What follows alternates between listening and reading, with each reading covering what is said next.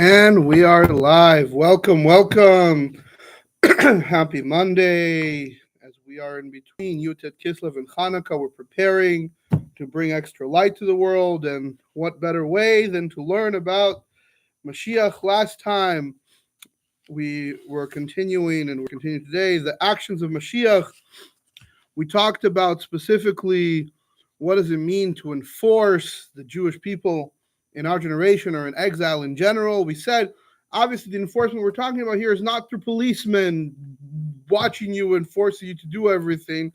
No, it's an enforcement through advice, through convincing you, right? Mashiach, and it's obvious that Mashiach will not completely convince everyone before, but certainly the idea of convincing the Jewish people to follow the Torah mitzvot is one of the actions, as the Rambam said. The next thing we talked about is he's going to fight the wars of Hashem, right?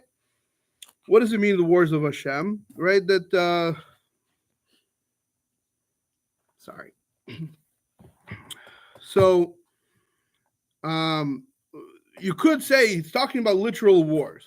And certainly Bar Kokhba, like we said, fought literal wars. However, what did we learn on Yutet Kislev? That is a Pada B'Shalom. It doesn't have to be in the way of war. But it could be, right? What did David? It could be, yes. But David HaMelech said, right? Pada B'Shalom. I want it to be through peace. Right? There are many who were against me, but even they were for me. They wanted me to secretly, even those who were with Avshalom wanted me to win, wanted the Melech HaMashiach to succeed. Right? What about Amalek? Amalek certainly is not someone who would want Mashiach to succeed. What's what I'm saying? However, the question... Will he make war against Amalek? Certainly, but there is no... The question of, is there a nation of Amalek today? Is there... And again, the general view of, well, certainly Mashiach cannot make war until he has a kingdom and a government, right? Like, until he rules, Mashiach cannot really fight the wars of Hashem, right? So what does it mean to fight the wars of Hashem before you have a kingdom, right? Like, because certainly we can acknowledge that today Mashiach doesn't have, so there's an idea of a concept of a war of peace, right? This is the Alter Rebbe's idea that Mashiach might not need war at all. And the Rebbe explains about the wars of the Rambam. They're also, you could have a war of peace, so to speak, right? A war where it's a war of ideas, right? It doesn't need to be... in a different sikha we talked about, the Rebbe says, Milchama Stam, when they say war, generally we're talking about normal war, the way we imagine war to be. But the Rambam doesn't say normal war. He uses the word fights the wars of Hashem, right? So it's not just war. If he just said war, fine. Then it has to be a simple war. But since he uses the words wars of Hashem, right? And why does the Rambam specifically, the Rambam is very exact in his wording. Mm-hmm. So if he says wars of Hashem, he didn't mean just war. Mm. So the idea is, why? Because the war of Hashem is because, again, it's not because Mashiach wants to capture the land, right? We're not talking about a war where we need to go get Har Hermon or, get Syria or get more of the Israel's land. That's not necessarily the war. What is the war of Hashem, right? So God already gave us the land. So Mashiach doesn't care about capturing it because he knows Mashiach cares about what God says, right? So again, the idea, this is talking about the war that the Rebbe said about the completion of the land, right? There is an idea that we do need to have the complete Eretz Yisrael. שגם היא מבוססת על רש"י שום בתורה, שאמרו אומות העולם לישראל, הסתים אותם כבשתם ארצות שבין שבעה אומות, because the nations are going to tell you, you're conquerors, you're stealing land from the 7 nations, or you're stealing land nowadays, the modern way, you're stealing land from this poor Palestinians, whose name literally means invaders. Right? Yeah. So, in any case, so you can answer, the whole land belongs to Hashem. He created it and he gave it to whoever wants, and he wanted to give it to us. And so they could say, well, wait, you're right. Hashem wanted to, he gave it to you, and now he took it away and gave it to us. Right? That's could be what they say. But no, it says, no, this is the land is always ours. Hashem never said the land stops being ours. Even if temporarily we no longer own it. And this is what it says, that we have the right to the land of Israel. The godly right. And so this is what we have to answer. So the idea of war is, in this regard, can be just standing upon the idea of the borders of the land and encouraging the leaders in the land of Israel to agree that this is our land. And it doesn't need to necessarily mean that you have to go physically fight in a war, but more of the ideological. This is our land. No, we do not accept there's an occupation. No, we do not accept that this is foreign land and we're colonizers. That's ridiculous. Right? This is this is now me obviously adding my own additions. So when we take all of these actions that we talked about, so we talked about the enforcement of the Jewish people in the wars of Hashem. What is the purpose of this? The purpose is to bring the redemption. Right? This is all the stuff Rambam says will happen before the redemption happens completely. And again, now, we know the Rebbe famously said many times that our generation is the last generation of exile and the first generation of redemption. And we see these actions are actually being fulfilled in some ways. The fighting of the wars of Hashem and the enforcement, convincing Jewish people to follow in the ways of Hashem and to do tshuva, etc. We can see that this was the Rebbe has been doing already. And as the Rebbe said, there is already a king from the house of David, that is most likely he is Mashiach.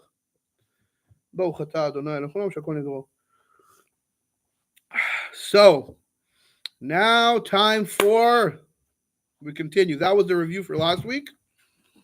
Now we continue with building the Beit HaMikdash and building the temple in its right place and gathering the exiles in our generation. והנה מדברי הרב בשיחת שבת פרשת שמות תשנ"ב, תשובה לעיל, ברור שמדבר על סימני משיח בוודאי בלשון עתיד. So when the Rebbe talks in תשנ"ב about in Shmot, it's clearly he's talking about the signs of Mashiach that are going to be in the future. Not in a way of the present tense. So, וכמובן בפשוט שמשיח ודאי הוא רק כאשר באה הגאולה בפועל. In a literal way, Mashiach bevada, a certain Mashiach, is only when we have the redemption. We need the Beit HaMikdash and we need the gathering of the exiles. Until that happens, we do not have the redemption fully because, we're still in exile. The Beit HaMikdash has not been rebuilt and we haven't gathered the exiles to Israel. And, moreover, the Rambam says, we cannot do most of the commandments. We said, according to the Rambam, the biggest purpose of Mashiach is so we can do all 613 commandments. Today, most of the commandments we can't even do. Right? Because we don't have the land of Israel, we don't have Sanhedrin, we don't have the sacrifices, we don't have the Beit HaMikdash. There's the majority of commandments today cannot be done. And even some that we do, we don't do a Torah mitzvah, we do a rabbinical mitzvah. When we shake the lulav and etrog today, it's not the shaking of the lulav and etrog that was done at the Beit HaMikdash. It's and certainly us saying korbanot is not the same as bringing the sacrifices at the Beit HaMikdash. Right? So, what do you need for this? So you could do all the mitzvot. We need a literal Beit HaMikdash in the most simplest way. The Jewish people have to gather it again.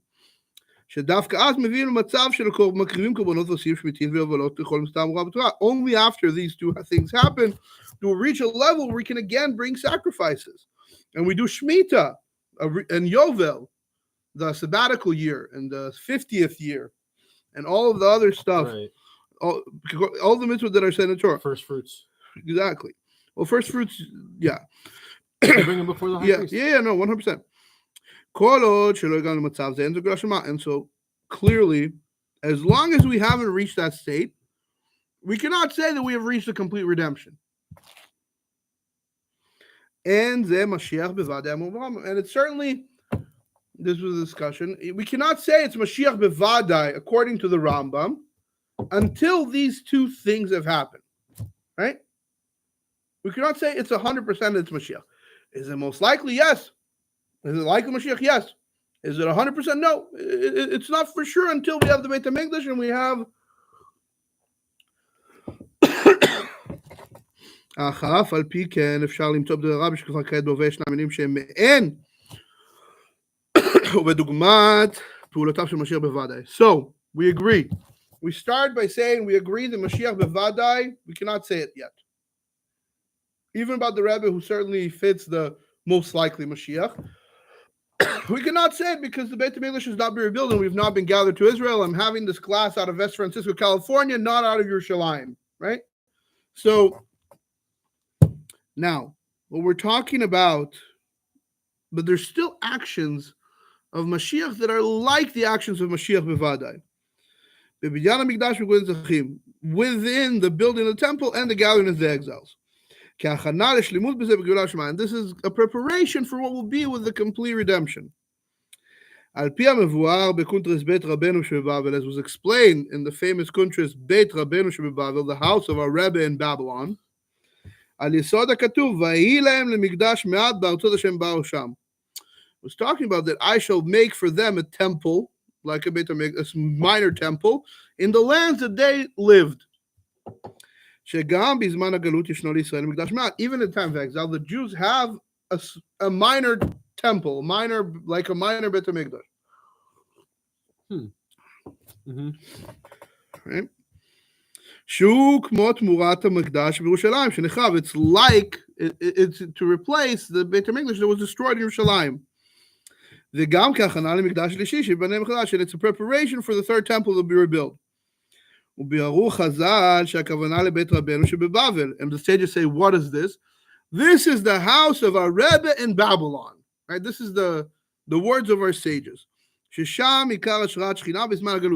where the main place of the Shekhinah is in the time of exile. And this is the preparation for the third temple. First, it's going to reveal in this place called Beit Rabbeinu shebeBavel, the house of our Rebbe in Babylon. And then it's going to return from there to Yerushalayim. Why does it start in Babylon? So, we will explain. The answer is because at that time, the Jewish leadership and the leader of the Jewish people, Rabbi Yehuda Anasi, was in Babylon. The Jewish leadership, the Rebbe of the Jewish people was in Babylon, and thus that was where the temple was at that time. I see. But this time, we'll get we're gonna get there, and the idea is eventually from there it's going to return to Jerusalem. And this is explained there in depth. And the Rabbi adds,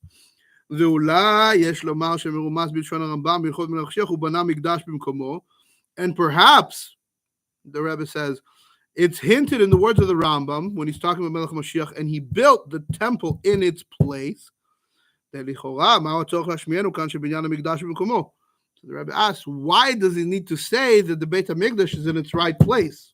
Why did he need to say Bimkomo in its right place? What, he's going to build the Beit HaMikdash in Yemen? No, what's the idea here? Or if you want to say the place specifically, why not say in Jerusalem? Why do you say in its place? Right? So it's either you want to go specific and say in Jerusalem, right? Or you just say he built a temple because we know where it is. Well, what does it mean in its place, right? It's a strange language. And again, the Rambam is very exact about everything. And, what does it mean in his place? In his place hints to the place of the Melech HaMashiach. So instead of in its place, Bimekomo can be in his place. it doesn't say if it's taught in Hebrew. The possessive can work either way. It can be his place or its place, right? Does this imply that like there's a good chance that the mashiach will be born in diaspora? Of course, it's not implied. That's given. That's a given. We're in diaspora. But what I mean is if Mashiach, I mean, it's generally a given the Mashiach would be born in diaspora, though I suppose it could be. But in the not in Medinat Israel, he could be, and it would still be diaspora because we have reestablished right now. Yeah, there. Yes. In any case, what is it? So so perhaps it's not talking about in his place or in its place, but in his place, because in Hebrew it can work either way. It's b'mekomo can mean either one. It can talk about the person or it can talk about the building, and it would still fit. So the fact that he doesn't say where, it hints that it's talking not about the place of the Beit HaMikdash, because we know where that is. It's talking about the location of Melech HaMashiach himself. Bizman HaGalut, at the time of exile. Since we say this is before he's Mashiach Bevadai. This is before he's for certain Mashiach. Right? Mm-hmm. This is just when he's a likely Mashiach. This is not he's already, only after he built it and he gathered the exiles, then do we have the redemption for sure. Okay. So, so since Mashiach is in exile, as we said, and he's sitting there and he's awaiting to redeem the Jewish people, right? And the Shekhinah is there with Mashiach, right? So he builds, the Melech HaMashiach builds a minor temple. That's so interesting. Which is like the temple in Yerushalayim. So is it going to be a model? It's not the idea of a model physically, but spiritually. Wait. So the idea is it's a preparation for the temple in the future. It's going to be revealed there. From there, from the temple that is built in the place of Mashiach, so to speak, it's going to return to Yerushalayim, the actual Beit HaMikdash. After it's built, it's going to be... Because again, we said the third Beit HaMikdash is being built by Hashem. Right. Right? We say in heaven. So what is the... Again, so what is it? And he built the temple in his place. He built the temple in his place. Well, if Hashem's built it, what is the Mashiach going to build? Right? So this is where it's... Yeah. So and the Rebbe speaks in the same Sikha specifically about the house of our Rebbe in Babylon in this generation. America.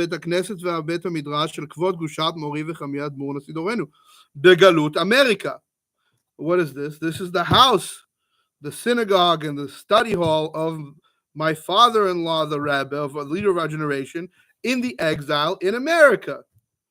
Shehu habana migdash b'mikomo shel Mashiach. This is, he built a temple in this place of Mashiach. K'achana lebinyan hamikdash b'mikomo hakavua v'nitzchi b'Har Habayit. As a preparation for the eternal temple that will be in Har Habayit.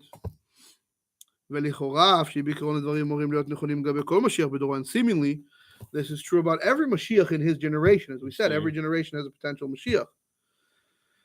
Certainly a minor temple or the idea of the house of a Rebbe in Babylon fits in every generation. It started from when the Jews were in Babylon, right? But the idea is certainly we're not in Babylon today. The whole having a holy place in Babylon, which doesn't exist, with a Jewish community that's not really much there, if there is a community in Babylon today or ancient Babylon. I don't know. I don't think even if there is some tiny Jewish community, it certainly wouldn't be the Rebbe of the Jewish people there, right? Right, very unlikely. We have to admit. Yeah. So it's in every generation. Afal piken muvan shagam bazeh. But even in this, you could see a difference between generation to generation. So every generation, as we get closer and closer to redemption, this minor temple becomes more similar to the major temple. והבית השלישי, to the third temple. And this is going to be ועל דרך המבואה לעיל פרקים כ"ד כ"ה. This was explained in chapters 24 and 25. והנה מבוגר בשיחה באריכות שהקווים שמקבילים לבית רבנו בבבל, לבית המקדש, הם בכך שמבית רבנו יוצא הוראה לכל. So what are you ask, how are they similar? Is it like the Beit HaMikdash? Right. So the answer is, what is the similarity from the house of our Rebbe to the Beit HaMikdash? Is that from there comes out teaching to everyone. From Beit HaMikdash will come teaching to the Jewish people, and from the house of our Rebbe in Babylon comes. He's got to do it that way because like everyone's got to get practice before the thing gets up and running, right? So by the time it's actually. דוגמת בית המקדש, it's an example of the בית המקדש, ששם מקום הסנהדרין המורים הוראות לכל ישראל. In the Sanhedrin, there in the Beit HaMikdash there was the place for the Sanhedrin, the judges, who would be the teachers who give rules to the whole Jewish people. וכן בכך שבית רבנו מקומו של נשיא, and since the house of our Rebbe is the place of the Nasi, הכולל את כל ישראל, we said the Nasi includes within him the whole Jewish people. ולשם מתקבצים בישראל, and many gather around it, right? There's tens of thousands of people who go to 770 on a regular, basis. Oh, you think 770 is like the new Beit HaMikdash in a way? It's clearly the implied words of the Rebbe when he says the house and the study hall of my father-in-law in America. That is the implication, that 770 is that is the very clear, not super subtle implication in that. But it's not a scale model of the Beit HaMikdash. No, it's not supposed to be. There's even, you're not allowed to. Oh, really? There's a whole issue with a lot of the non-Orthodox temples who try to build something to look like, because you're not supposed to. It's in any case. And this is the general. So the idea is, this is the place where the Shekhinah most dwells on earth today. Dugmat Beit HaMikdash, which is the example of the Beit HaMikdash. Why was the Shekhinah there? Because that's where the Jewish people would gather to serve Hashem. ובשני עניינים אלו אפשר לראות כיצד בית רבנו שבדורנו דומה לבית המקדש הקבוע שבירושלים. So these two things, you can see how the house of our Rebbe in our generation is similar to the Beit HaMikdash that is in Yerushalayim. יותר ויותר מבית רבנו שבדורות הקודמים, and much more so than the house of our Rebbe in previous generations. שהרי אינה דומה ההשפעה של הוראותיו של הרב בדורנו כל העולם כולו. The teachings of our Rebbe that come out of 770 to the whole world cannot be compared. It's nothing. It's incomparable, the effect, the impact that it has compared to the previous generations, to the point where anti-Semites will spread videos of the Rebbe nowadays. Right. That's how, we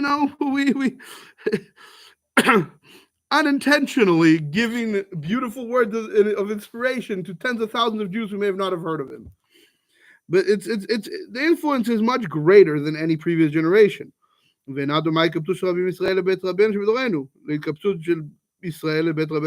even more so, the people gathering and coming to 770 is many, many, many more people than ever was in previous generations.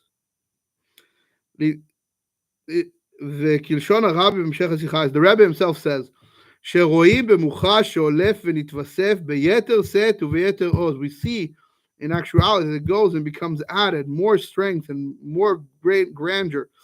במספר בני ישראל שבאים לבית רבנו. There's more and more people who come to the house of our Rebbe every year. And this is true. If you look at the Kinus HaShluchim, the gathering of the Shluchim alone is so much larger than it was. Every year it gets larger and larger. I don't know who's paying for all this. George Soros. Berov am hadrat melech. It says the majority of the nation is the grandeur of the king.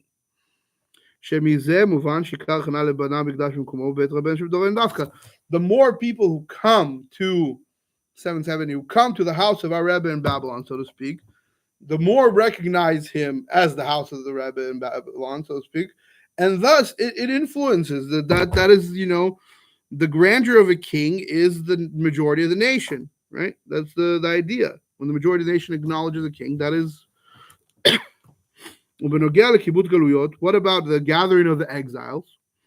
ראה שיחה שבה פרשת ויקל תשנ"ב, ויקל תשנ"ב, רואים בשנים האחרונות איך נעשה הויקל בפשטות. קיבוץ גלויות לבני ישראל מכל העולם שעולים לארץ הקודש. The Rebbe says, and this was after the Soviet Union's collapse.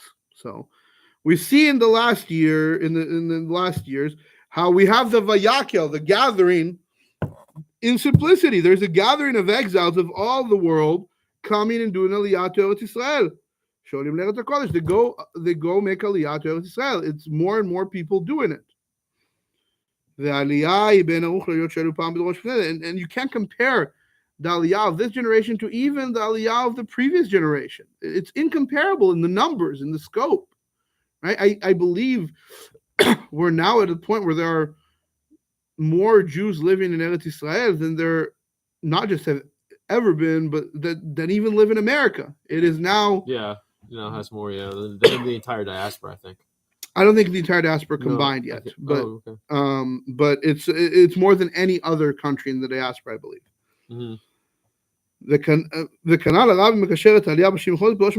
Rebbe connects the fact that there is this aliyah in the last years to the actions of Mashiach.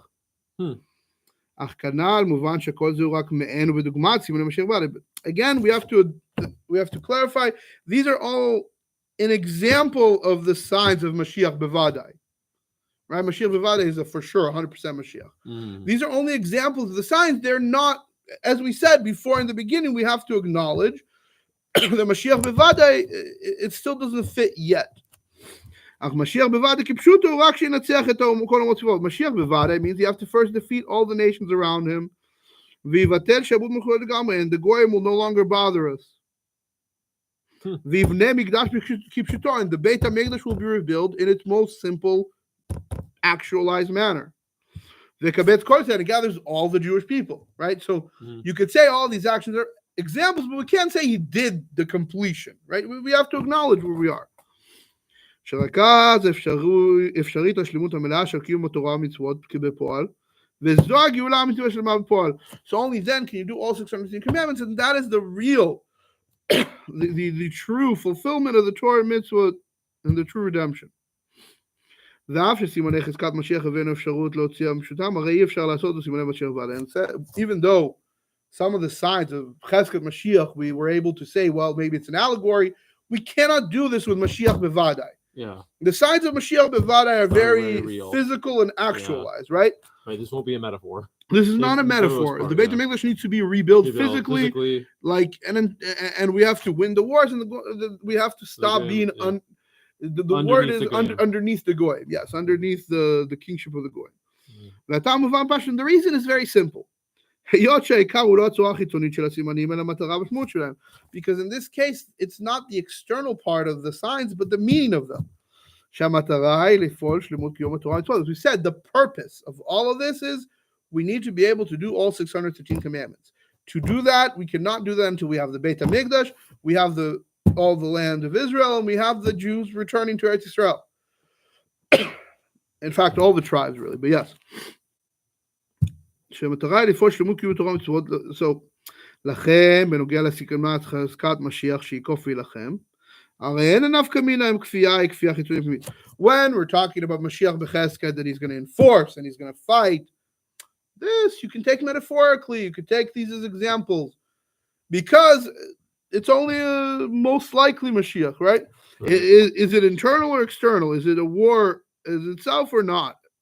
The most important part of that is the result.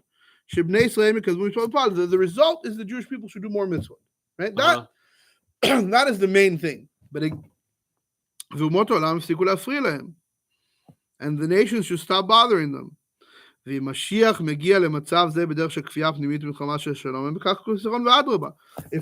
can reach this in a way of a war of peace and in a way of internal enforcement, meaning like convincing, it's even better.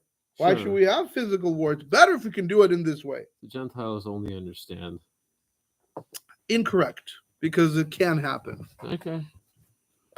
God can do anything, right? Can you even make the goyim catch up? Well, it's, sorry about that. Take that one out in editing. But as we said, when we're talking about the signs of Mashiach b'vadai, the purpose of building the Beit HaMikdash is so we can do all the commandments that need only be done in the Beit HaMikdash. We cannot bring sacrifices outside of the Beit HaMikdash. I got ahead of myself. And you cannot bring sacrifices in the Mikdash Me'at, in the Beit HaMikdash in Babylon, in the small temple, so to speak, that is outside of Eretz Yisrael. So even if the Rebbe builds a beautiful Beit HaMikdash in 770, or if we build a complete replica of the Herod's Beit HaMikdash in Argentina or wherever, I think they did something like that somewhere where they were building it. It doesn't matter, because if you still can't do the sacrifices. Sure. So this won't fulfill the simple need of the Beit HaMikdash to bring the sacrifices. It's only a preparation. It's a good preparation, certainly, but it's a preparation. You can't.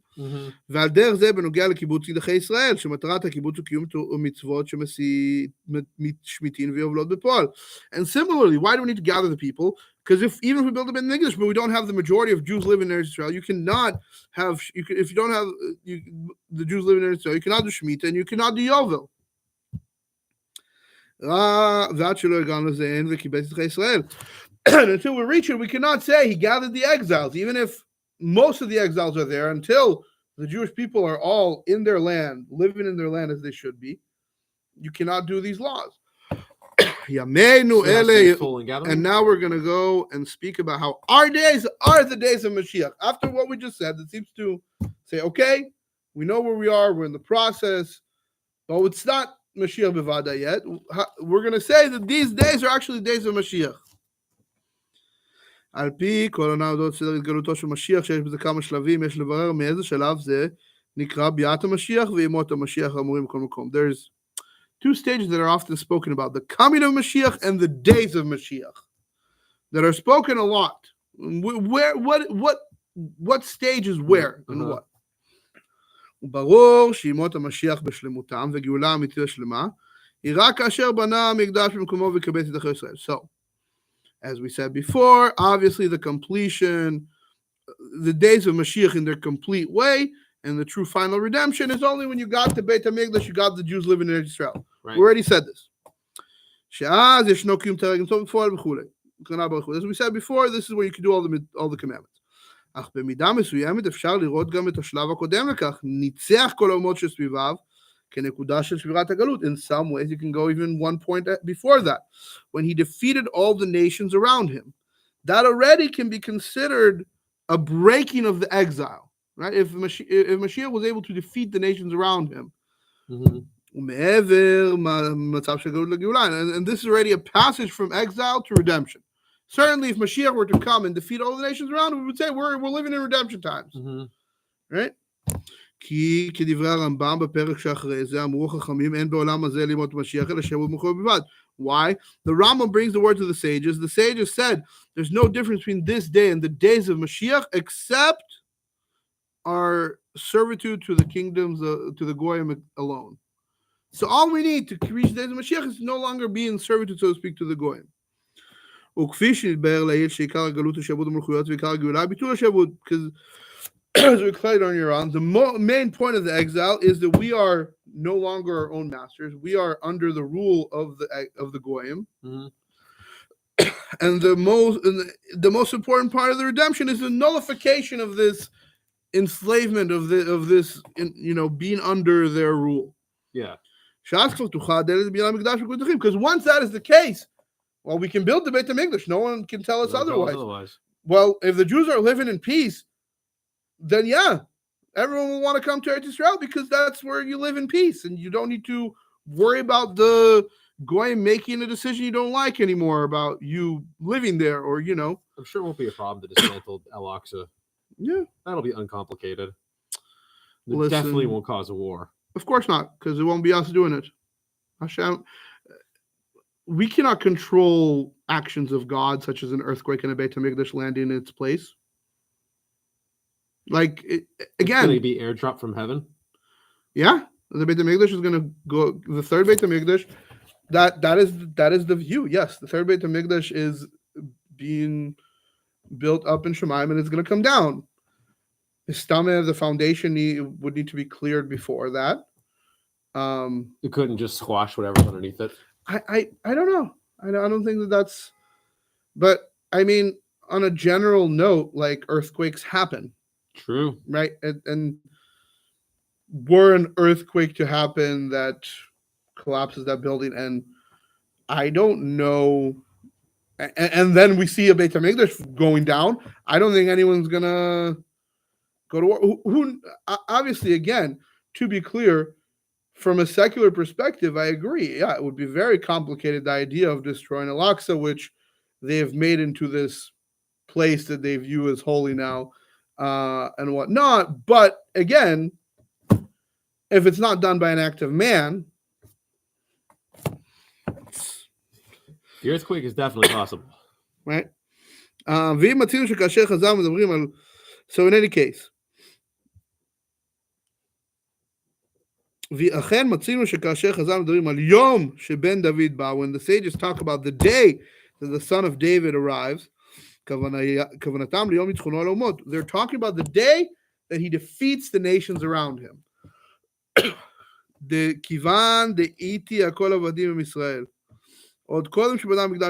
So even before he built the temple, or even before he gathered the exiles, it's the victory at war that is already, that you can call the redemption. Okay, so we've established this for sure, not a problem. Let's go even further. Can we go further? What about the time, even the time before this is the victory of Mashiach? In the time where it's most likely he's Mashiach. It can be called the coming of Mashiach, in the beginning of the days of Mashiach. As the Rambam himself says, the Rambam says, and it will seem simple from the explanation of the words of the prophet, that in the beginning of the days of Mashiach, right? So now we're separating the days of Mashiach to the beginning of the days of Mashiach. Before the war of Gog and Magog, right? There's going to stand up a prophet to write in the Jewish people and prepare them, right? So the idea of this, the beginning of the days of Mashiach, will be a prophet. Is talking about the time of most likely Mashiach.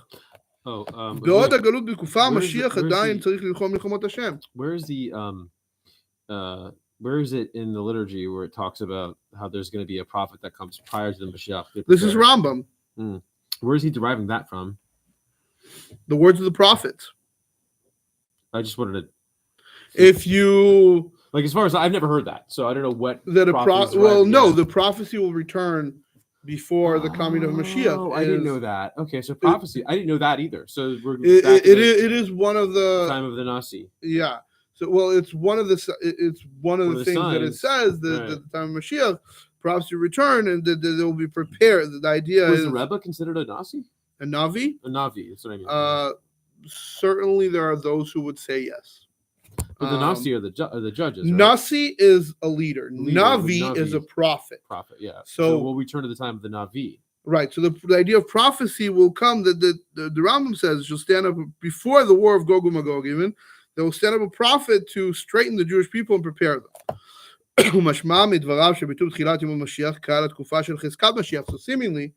when the Rambam says the beginning of the days of Mashiach, again, he's talking about the exile, the time where Mashiach is only most likely Mashiach, not when he's a for certain Mashiach yet.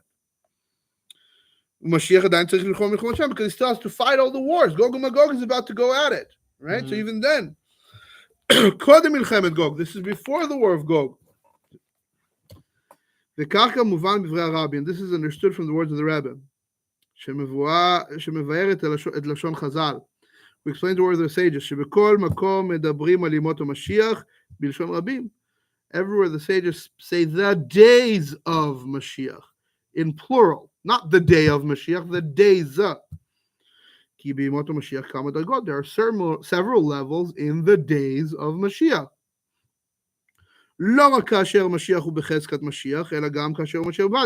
There's some periods where the days of Mashiach, where it's Mashiach only most likely, and there's some where it's Mashiach for certain. Even the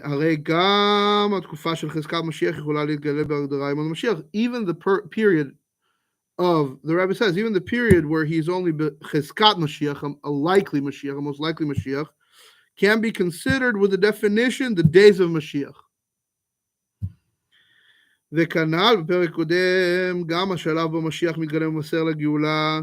So as we talked about in the previous chapter, even the time when Mashiach comes and starts announcing the redemption is coming, we talked about that the Rebbe would say that the redemption is coming. One of the things that, this was this is one of the things that the Rebbe was saying. We are the last generation of exile, the first generation of redemption. The redemption is happening in our lifetime. Amazing. Right? And so as we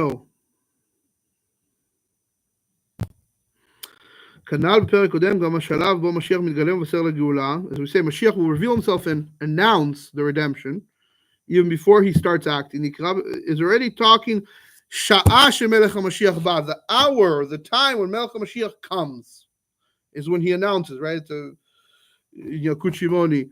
Biata Mashiach, the coming of Mashiach. Even the idea shall stand up a king from the house of David, right? Even the fact that a king stood up from the house of David can be considered already a level in the days of Mashiach. So the reason why this is called the beginning of the days of Mashiach, why? Because Mashiach's already there. He's already acting his actions.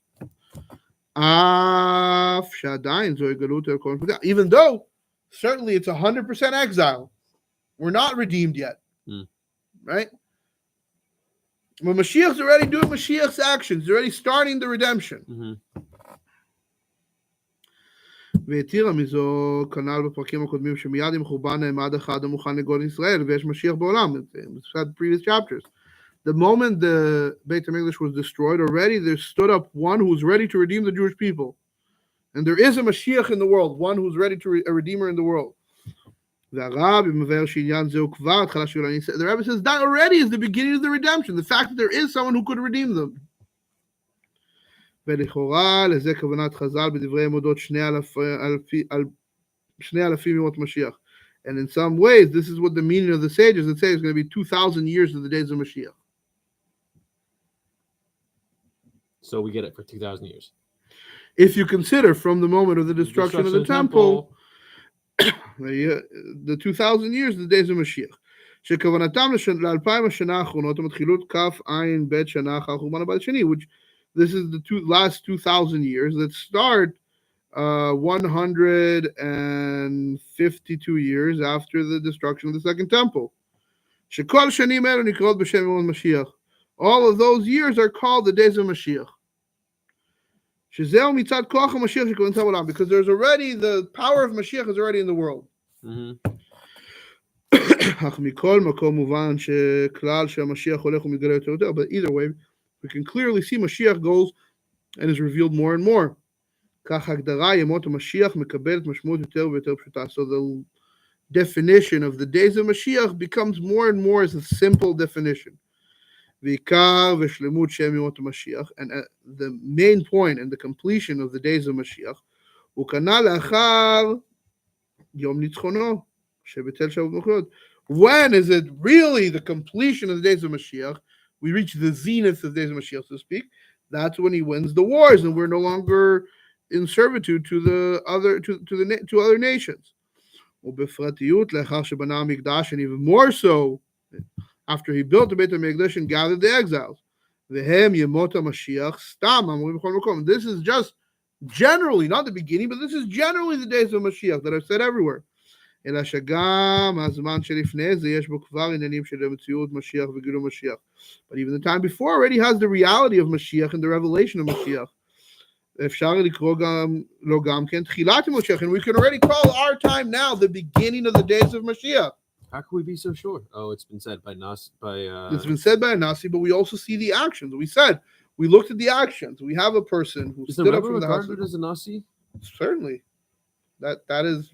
You missed a few classes, but yes, we went into detail why the Rebbe is a Nasi, why the Rebbe clearly accepted upon himself, whether the Jews have accepted him as a king, he accepted upon himself the responsibility of a king towards the nation, where he cares about every Jew, even one who doesn't know the Rebbe.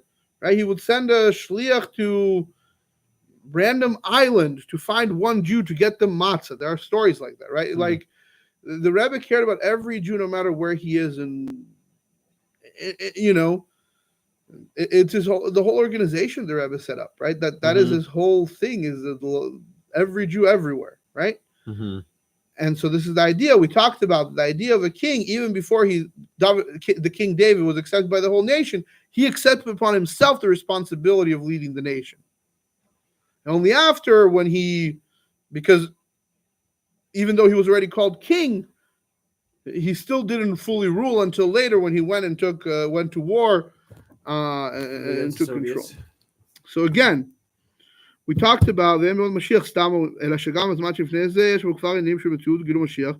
אפשר לקרוא לו גם כן תחילת המשיח. We can already call it the beginning of the days of Mashiach, או אפילו ימות המשיח, or perhaps we can even say the days of Mashiach. כיוון שבאופן כללי גם הוא נכלל והווה חלק מתקופת המשיח. Really, the beginning of the days of Mashiach is also the days of Mashiach, right? It's a part of the days of Mashiach. So you can call it the days of Mashiach. And you won't be wrong to say we live in the days of Mashiach. ועל פי הנ"ל אפשר להבין גם את דבריו הידועים של נשיא דורנו אודות ימינו אלה ימות המשיח שבהם נמצאים עכשיו. And to answer your question, we can understand the famous words of the Nasi of our generation, the Rebbe, that said, Yameinu ele, these days, Yemot HaMashiach, the days of Mashiach, שבהם נמצאים עכשיו, that we are in now. These are the words of the Rebbe, right? וכנ"ל בפרקים קודמים, and in previous chapters, בשיחת שבת פרשת וערב תשנ"ב מבואר שמאז י"א שבט תשי"א, היום בו חל באופן רשמי וגלוי נשיאות חב"ד לנשיא דורנו, זו התקופה שבבחינת ימות משיח. In the previous chapters, we learned about the Sicha of Vayera and Tafshin Bed, that we're talking about that from Yud Aleph Shvat, from the day that the Rebbe took over leadership of Chabad. That's the day that in a revealed way, when he took over the revealed leadership of Chabad, that already starts the days of Mashiach. And there are other words and tongues describing this. Because again, the period of the days of Mashiach is correct, not just the last part of it, which is when you have the zenith of the days of Mashiach. But also, it fits the time when Mashiach is there and he's acting in the world before the redemption. When he's only a most likely Mashiach. As the Rambam himself says, the beginning of the days of Mashiach are before the war of Gog and Magog. So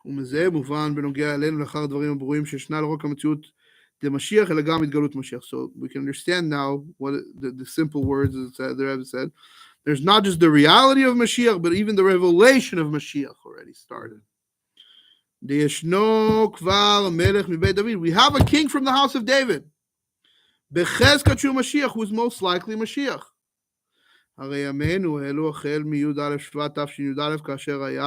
השם יעמוד מלך מבית דוד, these days, starting from Yud Aleph Shvat, Tafshin Yud Aleph, when the Rebbe took on the leadership, already began it should stand up a king from the house of David.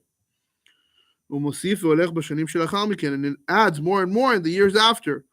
It fits the definition of the days of Mashiach, the days of the Melech HaMashiach. But certainly we're not going to claim that it's complete. We haven't reached the zenith. Mm-hmm. We're getting there. We're getting very close. But we still have a few things left to do. Right?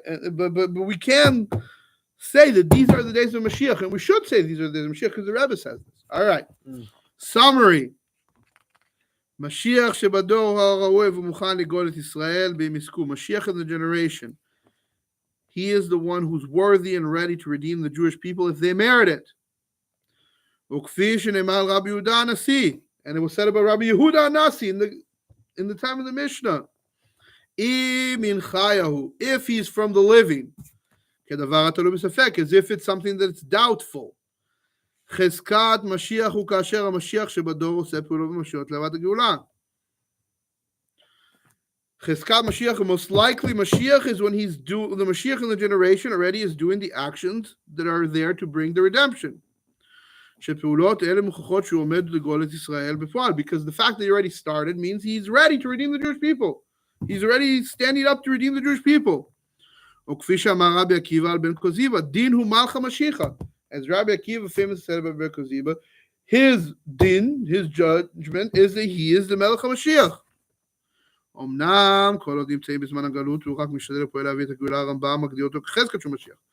long as we're still in exile and he's just working towards the redemption, the Rambam defines this kind of a person as a most likely Mashiach. A likely Mashiach, a most likely Mashiach, but not a for sure. It's still possible he's not the one the Torah actually promised about. It certainly happened with Ben Koziba, who did not end up redeeming the Jewish people.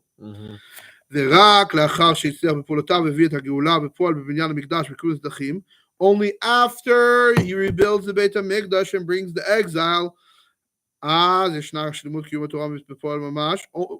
you can do all the Torah, all the mitzvot. This is the complete redemption. Only then do we have a complete certainty that he is Mashiach. And the Rebbe says, in our generation, there's clearly a king from the house of David that is most likely he is Mashiach. And certainly anyone who listens to the Rebbe, now I'm saying my own thing, understands that clearly the Rebbe is hinting to himself in this. For who else? And the Rebbe himself fulfills in actuality the description of the Rebbe about the actions of Mashiach.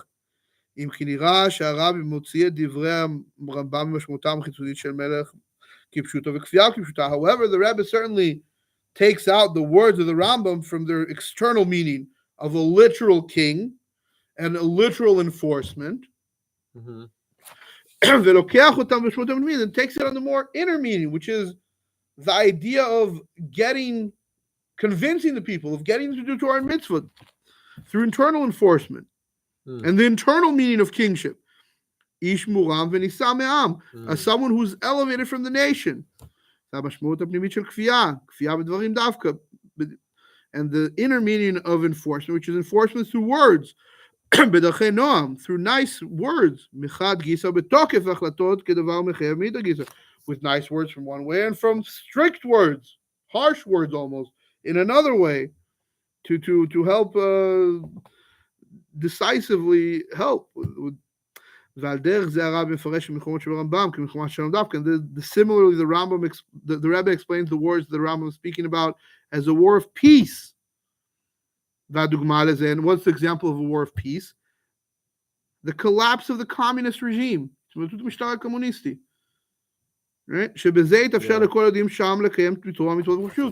It was a war of peace. The communist regime suddenly just collapsed and the Jews were now allowed to do Torah and mitzvot. Right? And leave. Many, like myself, as a child, or my family, if you want to go, left the Soviet Union to Eretz Israel because we could. Right. We were allowed to now. And we find that the Rebbe is also talking about the actions of Mashiach Vadai. That he's going to build a temple in his place. What does Vadai mean? For certain, 100%. Oh, yeah. He built the temple in its place, and he gathered the exiles. And even this, you can see the preparation for these in this time. But we agree. You cannot define the Rebbe, and the Rebbe agrees. You cannot define this time as him or anyone as Mashiach Bivada because the Beit HaMikdash, 100% certain Mashiach, because the Beit HaMikdash hasn't been revealed. Right? And so, to define Mashiach as Mashiach Vada, you need the Beit HaMikdash rebuilt. You need the exiles to be gathered completely. And that hasn't happened yet. To have the complete redemption, you have to build the temple in its place, which is Yerushalayim, Yer Kodesh, have the Beit HaMikdash itself, and gather the exiles. However,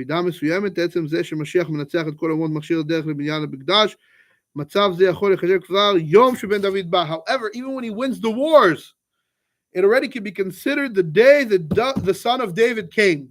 Because we already won the wars, that's already acceptable. Even if the Beit HaMikdash isn't rebuilt, and most of the Jews are not, and the Jews are not still all in Eretz Israel. And even before the victory of Mashiach, the fact that there is a Mashiach that is fighting the wars of Hashem, etc., already can be considered the beginning of the days of Mashiach.